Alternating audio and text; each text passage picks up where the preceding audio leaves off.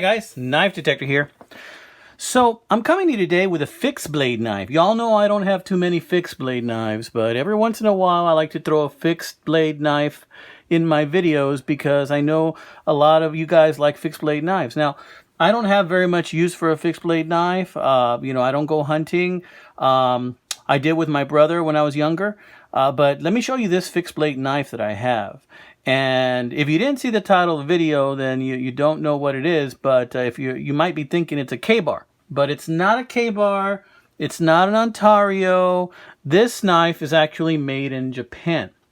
This is a Japanese JPK knife, is what they call a jet pilot knife. Now, at first I thought the J in JPK actually stood for Japan because of this. It is made in Japan. So what we have here is their leather rounds that are used in making the handle, and it works very well. I mean, this is a solid knife in the respect that, you can get a really good grip on this knife. Now, my guess is that this is from the 1970s.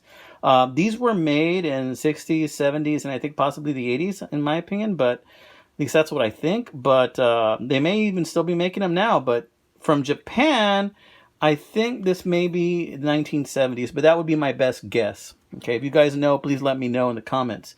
The blade has been sharpened some, and it's got this blackened style blade, and it's got a little groove there, which I've heard this called the blood groove in there.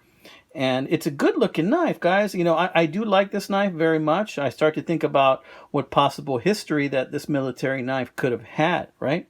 But like I mentioned earlier, it's not a Kabar, because the Kabar would be like pretty much, I think, the best of these kind of knives, in my opinion, that you could have. I only paid like 15 bucks for this on eBay. With shipping, it was like 20. I think I got real lucky with that. And I was looking for the sheaths for this knife, and the sheath I found cost more than the knife. And I thought to myself, well, let me just slap something together really quick. So as you can see, this knife does have a saw right there too. I haven't tried to see how effective that would be, but my first guess would be that you really have to try hard to cut something with this saw, and it probably might take you a long time.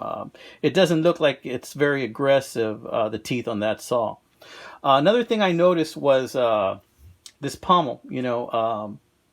This isn't hammered in. It's not kind of like somebody did not, I don't know if it wasn't finished, but check this out.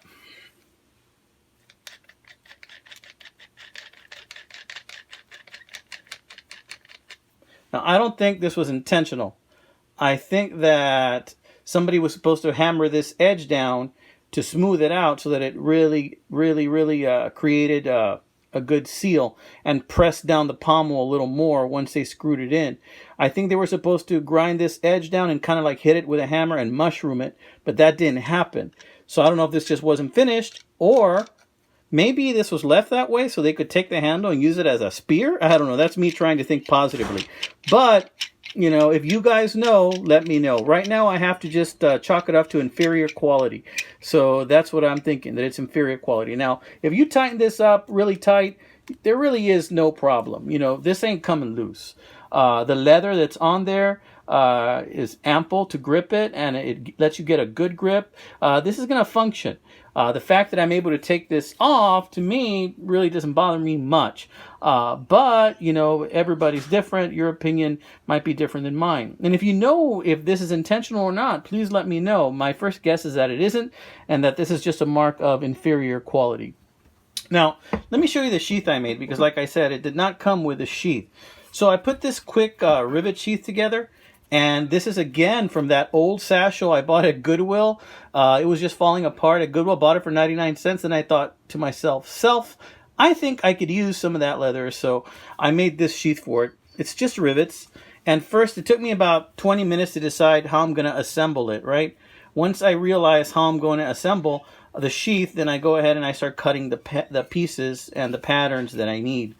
So that's what I did. To hold it in place, I use this special type of stud that you can get from leather crafting stores, and it just kind of is held together with this stud. You make a hole in it, you attach a stud, and you pull the leather a little bit to release it, then you can pull out the knife. And I like these studs. I believe they are made of brass. They go on pretty easy. And it's just another choice. Let me show you what it looks like in here. It fits it pretty good. Like I said, it's not the original sheath, but then again, this is not an original Kabar. So there you go. And I'm probably just going to use it for around the house and probably barbecues. I don't know. I collect knives, guys. What can I tell you? It's a sickness. It looked cool, so I got it. I couldn't resist it for the price that it was. So in any case, this is a knife detector. I wanted to share this little beauty with you. Y'all take care. These are out there. If you don't want to spend money on the name brand, which I'm sure would be much better quality, these are out there. And I saw that and I thought to myself, you know what? Let me check it out. For 15 bucks, I'll check it out. So this is the knife detector saying you guys have an awesome weekend. You guys stay safe, take care, and as always, stay sharp, my friends.